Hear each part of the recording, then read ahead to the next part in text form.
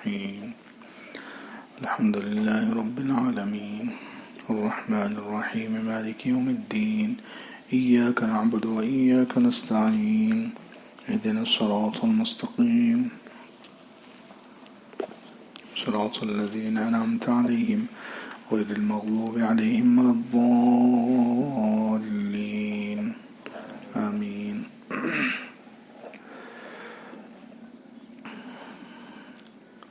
سورہ فاتحہ کا یہ 5واں درس ہے الحمدللہ. پچھلے تفسیر میں آیت نمبر 5 اور 6 کی تفسیر کی گئی تھی. اللہ تعالیٰ نے اس میں ارشاد فرمایا ایاک نعبد و ایاک نستعین، اے اللہ ہم تیری ہی عبادت کرتے ہیں اور تجھ ہی سے مدد مانگتے ہیں. استعانت نستعین یہ استعانت سے ہے. اے اللہ ہم تجھ ہی سے مدد چاہتے ہیں. استعانت کی 2 قسمیں بتائی گئی. ایک تو مدد مانگنا ہے ما تحت الاسباب، اسباب کے دائرے میں رہ کر، جہاں تک انسان کی پہنچ ہے، اسباب کے دائرے میں رہ کر مدد مانگنا. یہ تو مخلوق سے بھی ہو سکتا ہے، مخلوق سے بھی مدد لی جا سکتی ہے جہاں تک پہنچ ہے. دوسرے ہے ما فوق الاسباب، استعانت ما فوق، اسباب سے اوپر اٹھ کر مدد مانگنا، یعنی ایسے کاموں میں مدد مانگنا جہاں صرف اللہ ہی مدد کر سکتا ہے. تو ایسی جگہوں میں مدد صرف اللہ سے مانگی جائے گی، جیسے اولاد کے لیے دعا کرنا، کسی مشکل کو ہٹانے کے لیے دعا کرنا، ہدایت کے لیے دعا کرنا، جنت میں پہنچانے کے لیے دعا کرنا. یہ جو کام ہے یہ صرف اللہ ہی کر سکتا ہے، اس لیے ان کاموں میں صرف اللہ سے مدد مانگی جائے گی. پھر بتایا گیا تھا اہدنا الصراط المستقیم، اے اللہ ہمیں سیدھے راستے کی ہدایت دے. ہدایت کی 2 قسمیں ہیں، ایک تو اراۃ الطریق، دوسرے ایصال المطلوب. اراۃ الطریق یعنی دور سے راستہ بتلا دینا. ہدایت کی پہلی قسم ہے دور سے راستہ بتلانا. اس کی مثال دی گئی تھی کہ جیسے کوئی جامع مسجد کا پتہ پوچھے تو یہاں سے کھڑے کھڑے انسان بتا دے کہ آپ ایسے جاؤ ایسے جاؤ ایسے جاؤ، جامع مسجد پہنچ جاؤ گے. یہ تو ہے راستہ بتلانا، ہدایت کا پہلی قسم. دوسری قسم ہے کہ کسی نے اگر کہا کہ جامع مسجد پہنچا دو تو انسان خود اس کو گاڑی پر بٹھا کر وہاں چھوڑ کر آ جائے، مطلوب تک، منزل تک پہنچا دے. یہ ہدایت کی 2 قسمیں. تو یہاں پر دوسری قسم مراد ہے اہدنا الصراط المستقیم. ہم جو نماز میں پڑھتے ہیں اے اللہ ہمیں سیدھے راستے کی ہدایت دے، یعنی پہلا درجہ تو مسلمانوں کو الحمدللہ حاصل ہے ہدایت کا، کہ اللہ نے جو ہدایت کا راستہ بتا دیا، ایمان کا، اسلام کا، نبیوں کے ذریعے اور قرآن کے ذریعے، اس پر تو ہم آ گئے. اب اے اللہ اس راستے پر جمائے رکھ اور اس راستے کے ذریعے ہمیں منزل یعنی جنت تک پہنچا دے. یہ ہم روزانہ دعا کرتے ہیں. یہاں پر دوسری قسم کی ہدایت مانگی جا رہی ہے، اے اللہ ہمیں منزل تک پہنچا دے. ہم راستے پر تو پڑ گئے، ہدایت والے راستے پر چلنا شروع کر دیا ہے، اب منزل تک اے اللہ تو پہنچا دے. تو یہ ہدایت کی 2 قسمیں. پھر ہدایت کے 3 درجات بتائے گئے تھے. ہدایت کا پہلا درجہ تو وہ ہر مخلوق کو حاصل ہے. ہر جاندار کو اللہ تعالیٰ پیدا ہوتے ہی اس کو زندگی گزارنے کے جتنے لوازمات ہیں، زندگی گزارنے کے جو اسباب ہیں، زندگی گزارنے کے لیے اس کو جو ضروری چیزیں، ان کا علم اللہ تعالیٰ دے دیتے ہیں ہر مخلوق کو. الذی اعطی کل شیء خلقہ ثم ہدی. قرآن پاک میں ہے اس کا تذکرہ 2 جگہ پر کہ اللہ نے ہر مخلوق کو پیدا کی اور ان کو ہدایت دی. کیا مطلب؟ کہ ان کو زندگی گزارنے کے طریقے سکھائے، کیسے زندگی گزارنا ہے، کھانا کیسے حاصل کرنا ہے، اپنا بچاؤ کیسے کرنا ہے. یہ ہر مخلوق، چونٹی بھی جانتی ہے، سانپ کا بچہ بھی جانتا ہے، چوزا بھی جانتا ہے. یہ ہر مخلوق کو اللہ تعالیٰ اپنی طرف سے اتنی رہبری دے دیتے ہیں. ہدایت کا پہلا درجہ. پھر دوسرا درجہ ہے تمام انسانوں کو جو ہدایت کا درجہ، مسلمان اور کافر جتنی قسم کے انسان ہیں سب کو اللہ تعالیٰ نے راستہ بتلا دیا ہے.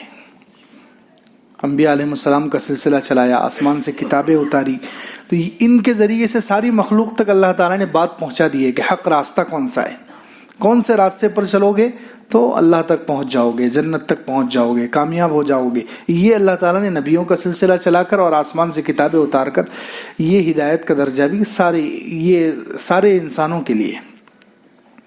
تیسرا درجہ ہدایت کا وہ خاص جو متقیوں کے لیے، مسلمان اور مسلمانوں میں بھی متقیوں کے لیے، کہ اللہ تعالیٰ انہیں ہدایت پر خود چلاتے ہیں اور انہیں منزل تک پہنچا دیتے ہیں۔ اللہ تعالیٰ ان کی ہدایت پر جماتے ہیں اور منزل تک پہنچا دیتے ہیں۔ یہ ہدایت کا خاص درجہ ہے، اللہ کرے ہمیں نصیب ہو جائے، آمین۔ فرمایا اہدنا الصراط المستقیم۔ ہدایت کی 2 قسمیں بیان ہوئی، ہدایت کے 3 درجات۔ اب دیکھیں ہدایت کی دعا، اللہ سے ہدایت مانگنا، یہ دعا ایسی ہے کہ اللہ تعالیٰ اس دعا کو رد نہیں کرتے، یاد رکھیں۔ ہدایت کی دعا قبول ہوتی ہی ہے، ہدایت کی دعا کبھی رد۔ دوسری دعائیں ہو سکتا ہے اللہ تعالیٰ کسی مصلحت سے رد کر دے، واپس کر دے، دوسری دعائیں قبول نہ ہو، لیکن ہدایت کی دعا ایسی ہے کہ یہ رد نہیں ہوتی۔ اللہ یجتبی الیہ من یشاء ویہدی الیہ من ینیب، 25ویں پارے میں اللہ تعالیٰ جس کو چاہتا ہے چن لیتا ہے، اس کا انتخاب کرتا ہے۔ وَيَهْدِي إِلَيْهِ مَن يُنِيبُ، اور جو اللہ کی طرف رجوع کرتا ہے اللہ اس کو ہدایت دیتا ہے۔ اس آیت سے سمجھ میں آ رہا ہے کہ ہدایت اللہ کی طرف کوئی انسان رجوع کرے کہ اللہ مجھے ہدایت دے دے، اللہ کی طرف رجوع کرے، اللہ سے مانگے، تو ہدایت کی دعا رد نہیں ہوتی، چاہے کافر مانگے، اس کے لیے کوئی شرط نہیں ہے۔ کافر مانگے، حرام کھانے والا مانگے، گناہوں میں گھرا ہوا انسان مانگے، کوئی بھی مانگے، ہدایت کی دعا اللہ تعالیٰ رد نہیں کرتے۔ ہدایت ملتی ہے، ہدایت کی دعا اللہ تعالیٰ قبول کرتے ہیں، ہو سکتا ہے وقت لگ جائے۔ حضرت مفتی تقی عثمانی صاحب نے اس پر ایک واقعہ لکھا ہے۔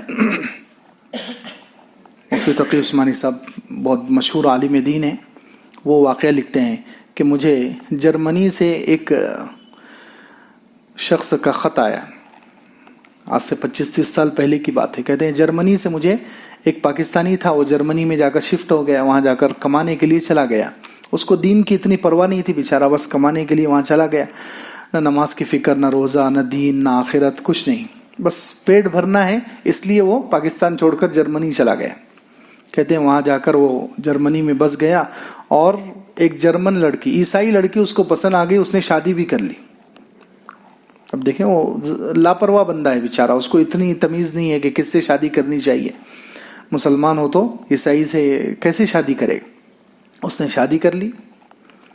کہتے ہیں کہ بس زندگی گزر رہی تھی، اب اولاد ہو گئی، اولاد بڑی ہونا شروع ہو گئی، بچے ہو گئے اور بچے بڑے ہونا شروع ہو گئے۔ کہتے ہیں جب بچے بڑے ہوئے اور تعلیم کی عمر کو پہنچے تو میں نے دیکھا کہ میری بیوی میرے بچوں کو عیسائیت کی تعلیم دے رہی ہے،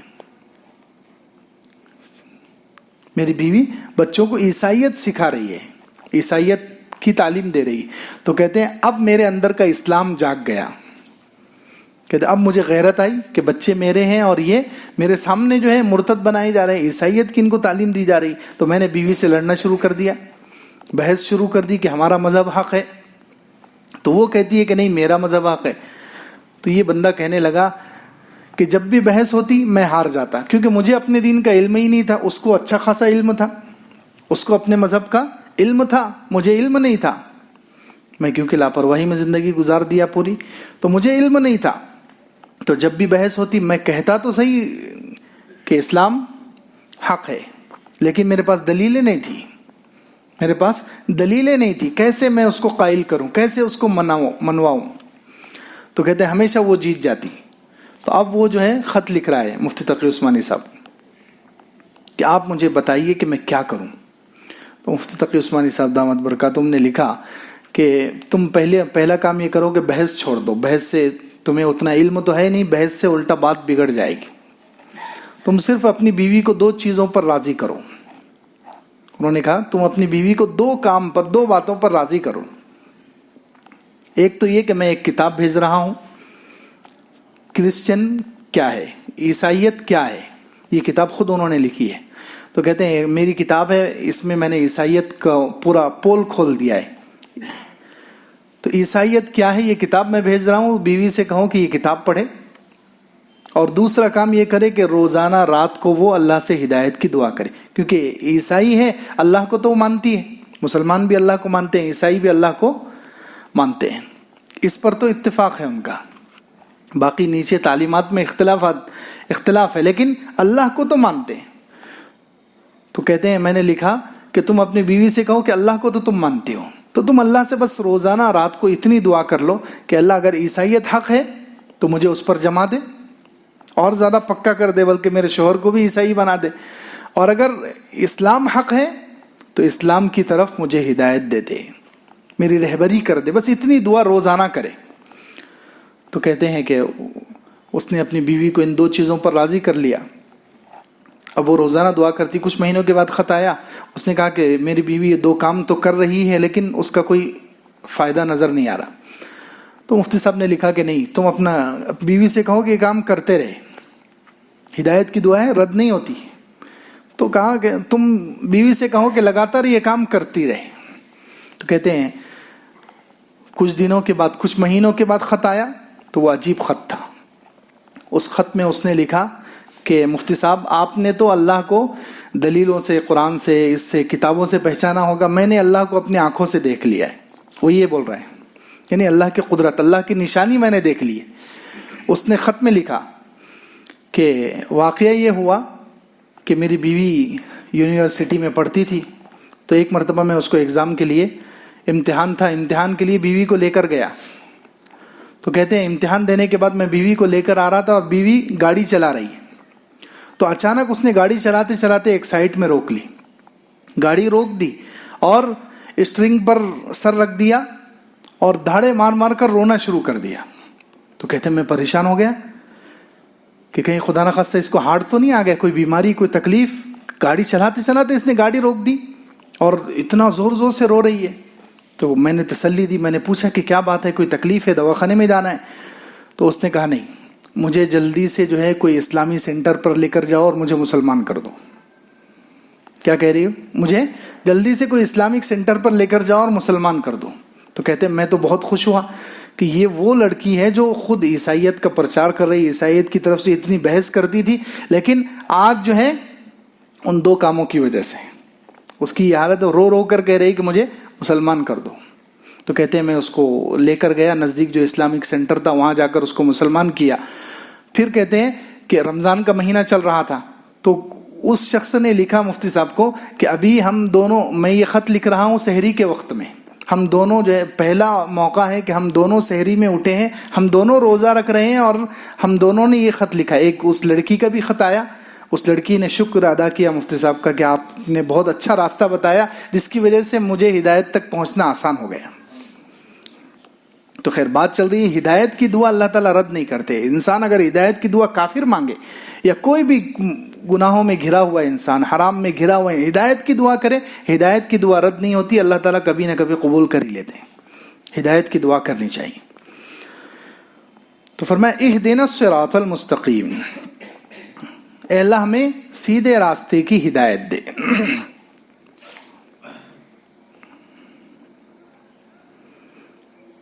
سیدھا راستہ، علامہ ابن قیم رحمۃ اللہ علیہ کہتے ہیں کہ سیدھا صراط مستقیم وہ ہوتا ہے جس میں پہلی بات تو یہ ہو کہ وہ راستہ سیدھا ہو، اس میں کوئی ہیر پیش نہ ہو، کوئی موڑ نہ ہو، سیدھا راستہ وہ صراط مستقیم.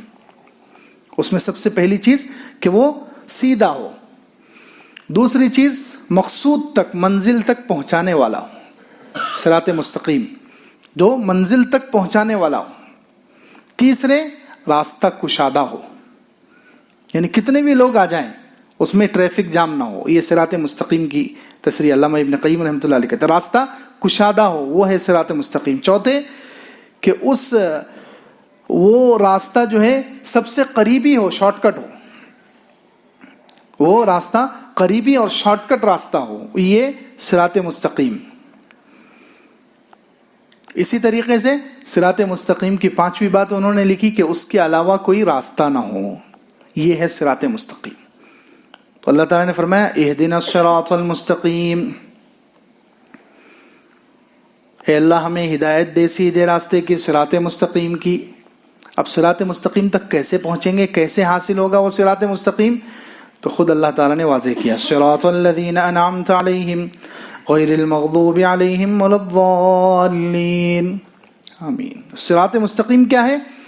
ان لوگوں کا راستہ جن پر اللہ تیرا انعام ہوا ہے۔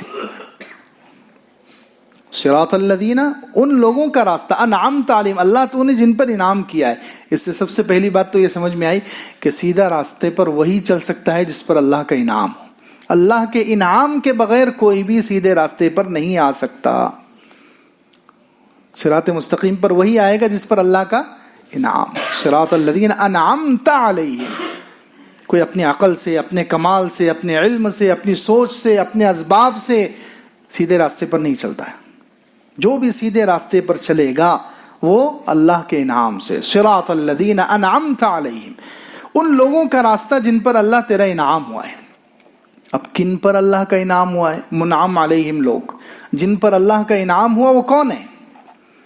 تو خود قرآن نے تصریح کی ہے۔ قرآن کی تفسیر جو ہے سب سے پہلے قرآن سے ہوتی ہے۔ القرآن یفسر بعضہ بعضا، قرآن بعض کی تفسیر کرتا ہے، یہ تفسیر کا اصول ہے۔ تو یہاں اللہ تعالیٰ نے کہا کہ ان لوگوں کا راستہ جن پر اللہ تیرا انعام ہوا ہے۔ اب کن پر انعام ہوا ہے؟ ہم کیسے پہچانے کہ ان پر انعام ہوا ہے؟ وہ کون سے طبقات ہیں، وہ کون سے لوگ ہیں جن پر تیرا انعام ہوا ہے؟ تو 5ویں پارے میں اللہ تعالیٰ نے اس کو بھی واضح کیا، اولئک الذین انعم اللہ علیہم من النبیین والصدیقین والشہداء والصالحین،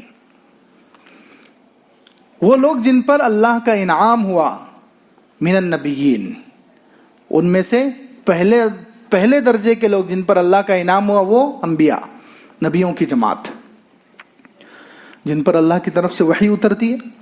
ہوتے انسان ہیں وہ، لیکن اللہ کے پاس ان کا اتنا بڑا مقام ہوتا ہے کہ اللہ کا پیغام ان کے پاس آتا ہے اور وہ بغیر کسی خیانت کے پورا اللہ کا پیغام انسان تک پہنچاتے ہیں۔ مخلوق کے اور اللہ کے درمیان وہ واسطہ ہوتے ہیں۔ یہ ہے نبیوں کی جماعت۔ دوسرے کس پر انعام ہوا؟ والصدیقین، صدیق، جن کا ظاہر اور باطن ایک جیسا ہے، جن کا ظاہر اور باطن ایک جیسا ہے، دوغلا پن نہیں، ایمان میں پکے، یقین میں پکے، بغیر دیکھے اللہ اور اس کے رسول صلی اللہ علیہ وسلم کی باتوں کو پکا ماننے والے، اس پر یقین کرنے والے، کوئی دلیل کا بھی یہ لوگ مطالبہ نہیں کرتے۔ اور صدیق وہ لوگ جن کی ایک سب سے بڑی خاصیت ہے کہ وہ دین کی کمی اور دین کے نقصان پر راضی نہیں ہوتے۔ صدیق وہ ہوتے ہیں۔ حضرت ابوبکر رضی اللہ عنہ نے کیا جملہ کہا تھا حضور صلی اللہ علیہ وسلم کے انتقال کے بعد؟ اَيَنْقُصُ الدِّينُ وَأَنَا حَيٌّ، کیا دین کمزور ہو جائے گا اور میں زندہ ہوں؟ میری موجودگی میں، میرے ہوتے ہوئے دین میں کمی آئے گی؟ یہ کیسے ہو سکتا ہے؟ یہ صدیق کی صفت ہوتی ہے۔ تو صدیق، ویسے پورے صحابہ صدیق ہیں لیکن ان میں سب سے بڑے صدیق اکبر حضرت ابوبکر ہیں۔ پھر اس کے بعد یہ صدیقین کی جماعت قیامت تک لوگ بن سکتے ہیں۔ صدیقین کا درجہ علماء نے لکھا ہے کہ کھلا ہے، لیکن اس کے لیے بہت مشقت، اپنے ظاہر اور باطن کو ایک جیسا بنانا، دین میں کمی کو برداشت نہ کرنا اور ایمان اور یقین کا اعلیٰ درجہ ہونا، وہاں تک پہنچنا انسان، یہ ہے صدیق۔ پھر تیسری جماعت اور طبقہ جن پر اللہ کا انعام ہوا ہے وہ شہداء، شہید، اللہ کے دین پر، اللہ کے دین کو سچا ثابت کرنے کے لیے انہوں نے اپنا خون بھی پیش کر دیا۔ یہ شہید، اللہ کے نام پر جنہوں نے اللہ کے دین کو سچا ثابت کرنے کے لیے اپنے جسم کے ٹکڑے کرا دیے، شہید۔ اور چوتھے وہ صالحین، اور نیک لوگ، جو اللہ کے پورے احکامات، نیک کس کو کہیں گے؟ اللہ کے پورے احکامات کے پابند، گناہوں سے بچنے والے اور سنتوں پر چلنے والے۔ یہ تین چیزیں جن کے اندر ہو وہ ہے نیک۔ اللہ کا کوئی حکم ان سے نہ ٹوٹتا ہو، گناہ بڑے بڑے حرام کام ان سے نہ ہوتے ہوں، ہاں کبھی ہو جائے تو فوراً توبہ کر لے، زیادہ وقت گناہ پر وہ باقی نہ ہو۔ تو اللہ کے احکامات پر چلنے والے، گناہوں سے بچنے والے، حرام کاموں سے بچنے والے، اور تیسرے سنتوں پر چلنے والے، یہ تین باتیں جن کے اندر ہیں وہ صالح۔ تو یہ اللہ تعالیٰ نے راستہ بتایا، سیدھا راستہ، صراط مستقیم کون سا راستہ ہے؟ صراط الذین انعمت علیہم۔ اور سبحان اللہ، اللہ پر قربان جائے، اللہ رب العزت نے جو ہے دونوں منفی اور مثبت، پازیٹیو اور نیگیٹو، دونوں انداز سے صراط مستقیم سمجھایا ہے. مثبت انداز سے بھی سمجھایا پازیٹیو کہ ان لوگوں کا راستہ جن پر اللہ کا انعام ہوا، جو نبی، صدیقین، شہداء اور صالحین، ان کے راستے پر چلو، ان کے صحبت میں رہو، ان سے سیکھو صراط مستقیم. اور نیگیٹو انداز سے، منفی انداز سے غیر المغضوب علیہم ولا الضالین. صراط مستقیم وہ نہیں ہے جن پر اے اللہ تیرا غصہ ہوا، جن پر تیرا غضب نازل ہوا، اور نہ ان لوگوں کا راستہ ہے جو گمراہ ہوئے. اس سے مراد یہود و نصارہ ہے، اکثر مفسرین کہتے ہیں، اور قرآن سے بھی ثابت ہے، حدیث سے بھی اس کی تفسیر یہی ثابت ہے. غیر المغضوب علیہم، وہ لوگ جن پر اللہ کا غصہ، غضب. قرآن میں کئی جگہ اللہ تعالیٰ نے کہا یہودیوں کے بارے میں، ضربت علیہم الذلۃ والمسکنۃ وباءوا بغضب من اللہ، ان پر ذلت اور مسکنت ڈال دی گئی اور وہ اللہ کے غضب کو لے کر لوٹے.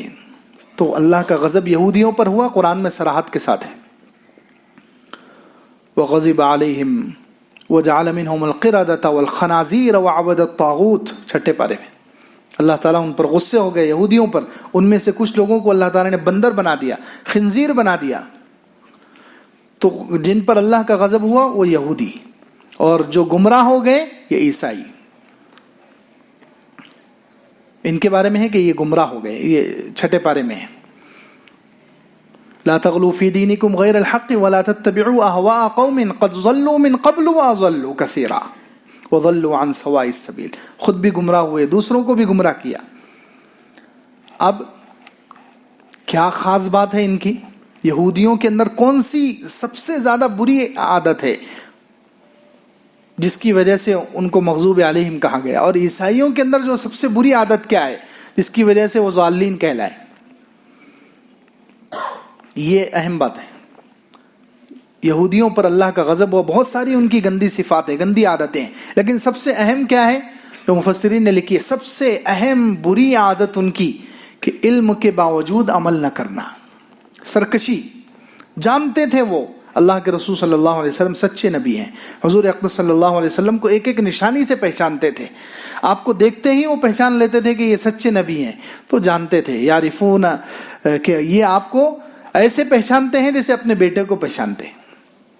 اللہ تعالیٰ نے خود کہا دوسرے پارے میں، یعرفونہ کما یعرفون ابناءہم، حضور کو ایسے پہچانتے تھے جیسے انسان اپنے بچے کو پہچانتا ہے، علامتوں سے پورا پہچانتے تھے. علم تھا ان کو، لیکن اس کے باوجود سرکشی، ہٹ دھرمی، علم کے باوجود عمل نہیں. یہ سب سے خطرناک صفت تھی یہودیوں کی، اس لیے ان پر اللہ کا زیادہ غصہ ہوا. آج اللہ معاف کرے، علم بہت عام ہو چکا ہے ہمارے اندر. یہ صفت آہستہ آہستہ مسلمانوں کے اندر بھی سرایت کر رہی ہے. علم کے باوجود، علم ہم حاصل کرتے جا رہے ہیں، یہاں سے وہاں سے علم بہت آ چکا ہے، لیکن عمل میں ہم صفر ہوتے جا رہے ہیں، عمل سے خالی ہوتے جا رہے ہیں. تو یہودیوں کی یہ سب سے بری عادت ہے، علم کے باوجود عمل، جاننے کے باوجود ہٹ دھرمی اور سرکشی کی وجہ سے عمل نہ کرنا. اس وجہ سے مغضوب علیہم کہلائے. اور عیسائی جو ہے ضالین، گمراہ. کیوں؟ ان کی صفت کیا ہے کہ ایک تو جہالت ہے ان کے اندر، دوسرے بدعت ہے.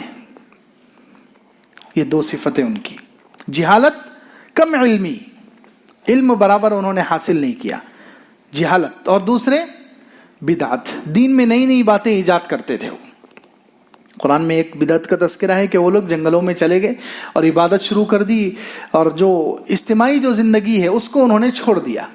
شادی نہیں کریں گے، مجمع میں نہیں رہیں گے، لوگوں کے ساتھ نہیں رہیں گے، تنہائی میں. اللہ نے اس کا حکم نہیں دیا تھا. وَرَهْبَانِيَّةً ابْتَدَعُوهَا مَا كَتَبْنَاهَا عَلَيْهِمْ إِلَّا ابْتِغَاءَ رِضْوَانِ اللَّهِ فَمَا رَعَوْهَا حَقَّ رِعَایَتِهَا. 27 پارے میں کہ رہبانیت انہوں نے اپنی طرف سے ایجاد کر لی. ابتدعوها ما كتبناها علیہ، ہم نے ان پر لکھا نہیں تھا، یہ ہم نے ان پر فرض نہیں کیا تھا کہ تم جنگلوں میں چلے جاؤ، تم رہبانیت اختیار کر لو، شادی مت کرو، معاشرے سے کٹ جاؤ. انہوں نے تو یہ دو چیزیں عیسائیوں کے اندر ہیں، جہالت اور بدعت. تو کل ملا کر کتنی چیزیں ہو گئی؟ 3. یہودیوں کی اندر ایک عادت بری، علم کے باوجود عمل نہ کرنا، اور عیسائیوں کی 2 گندی عادتیں، جہالت، کم علمی، اور دوسرے بدعت، دین میں نئی نئی باتیں. خیر اللہ تعالیٰ نے دونوں انداز سے سمجھا دیا سیدھا راستہ کون سا ہے.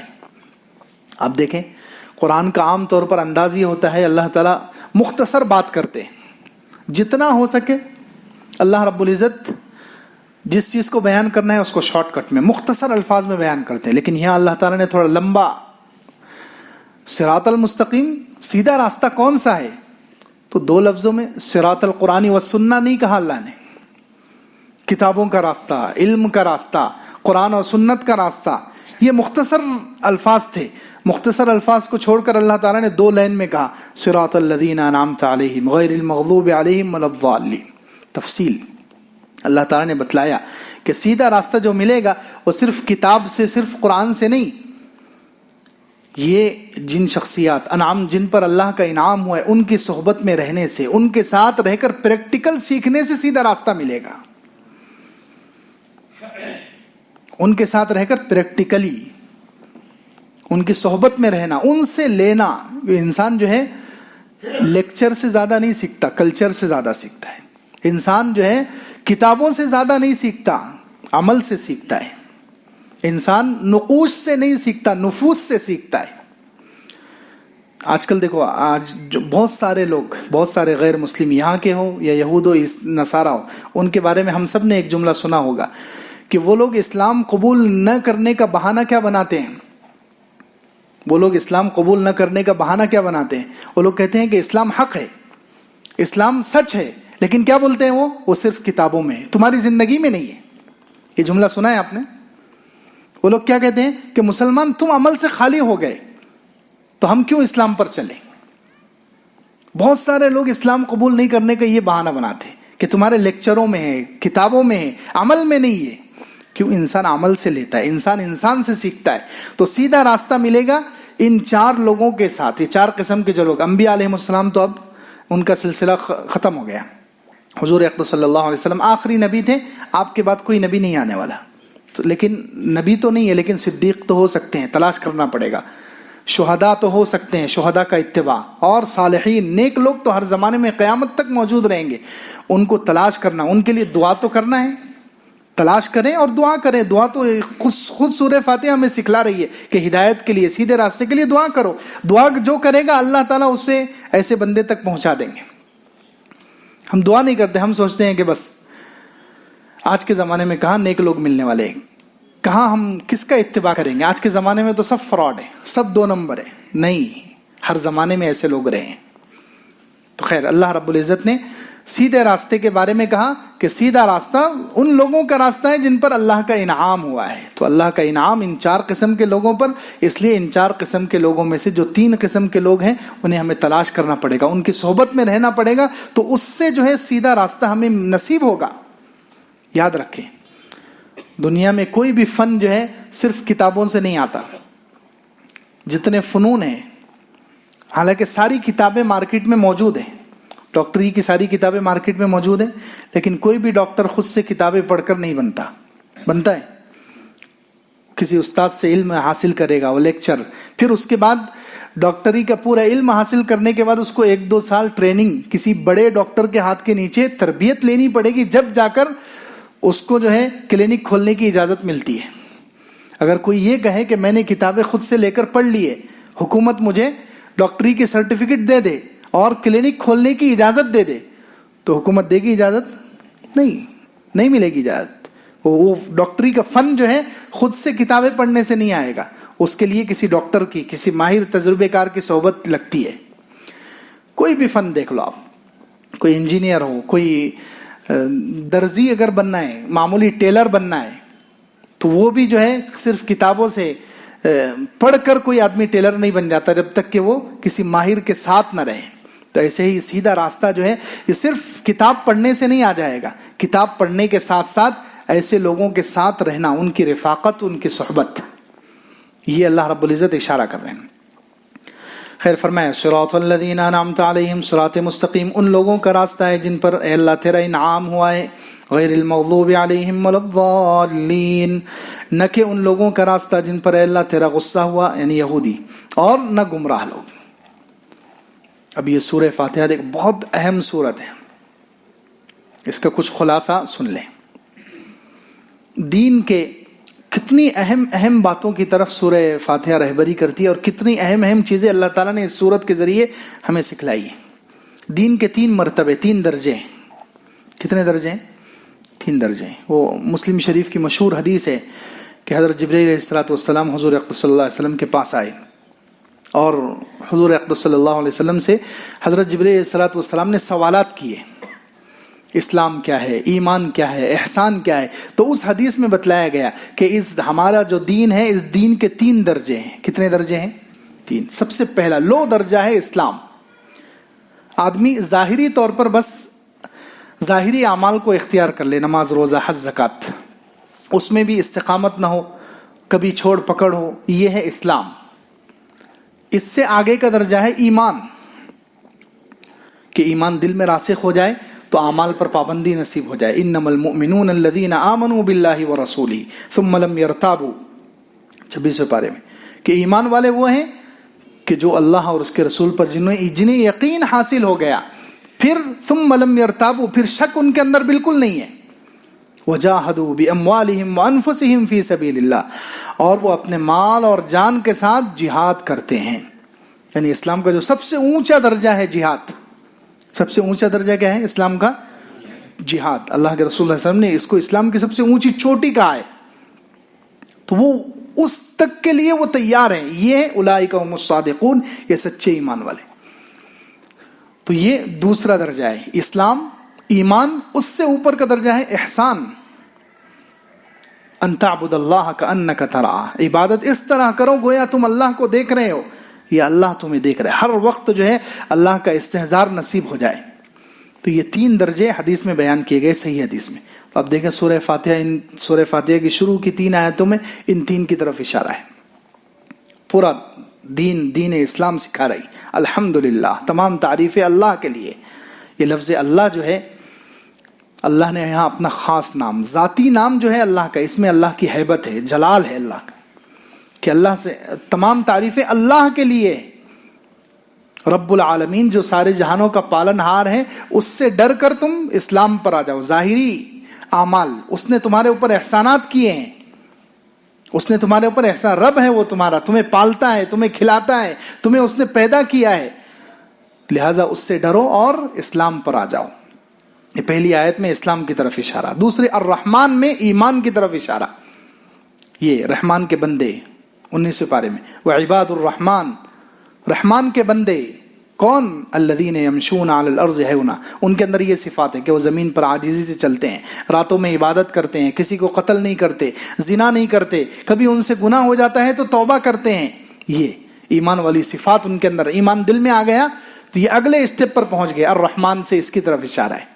اور تیسرا مالک یوم الدین، تیسری آیت میں وہ احسان، کہ قیامت کا خوف، ہمیشہ قیامت ان کو نگاہوں کے سامنے رہتی ہے، احسان کا درجہ نصیب ہو گیا۔ تو اسلام کے جو 3 مرتبے ہیں، 3 درجے ہیں، اس صورت میں تینوں کی طرف اشارہ موجود ہے۔ اسی طریقے سے یہ صورت ایاک نعبد، اخلاص سکھاتی ہے۔ کیا سکھاتی ہے؟ اخلاص۔ بہت اہم چیز ہے، اخلاص جلدی حاصل نہیں ہوتا، اور یہ پورے اعمال کا دار و مدار ہی اخلاص پر ہی ہے۔ اخلاص، علماء کہتے ہیں اخلاص سے چھوٹا عمل بھی بڑا ہو جاتا ہے، اخلاص سے چھوٹا عمل بھی بڑا ہو جاتا ہے، اور ریاکاری سے بڑا عمل بھی چھوٹا ہو جاتا ہے۔ بڑے سے بڑا عمل ہے، انسان اللہ کے نام پر کٹ گیا، شہید ہو گیا، کتنا بڑا مقام ہے، لیکن دکھلاوا ہے، اس کے اندر ریاکاری ہے، تو اللہ کے رسول نے فرمایا ایسا شخص سب سے پہلے جہنم میں جائے گا۔ تو دکھلاوا اتنی خطرناک چیز ہے، ریا، کہ یہ انسان کو بڑے سے بڑے عمل کو زیرو کر دیتی ہے۔ اور اخلاص اتنا بڑا عمل ہے کہ چھوٹا سا کام ہے، کتے کو پانی پلا دیا اس فاحشہ نے۔ اب نماز کے مقابلے میں کتے کو پانی پلانے کی کوئی اہمیت ہے؟ اس نے نماز نہیں پڑھی اس فاحشہ عورت نے، اس نے روزہ، حج، زکوٰۃ، یہ بڑے بڑے ارکان ہیں اسلام کے، اس میں سے کوئی کام نہیں کیا، کتے کو پانی پلایا، لیکن اخلاص ہے۔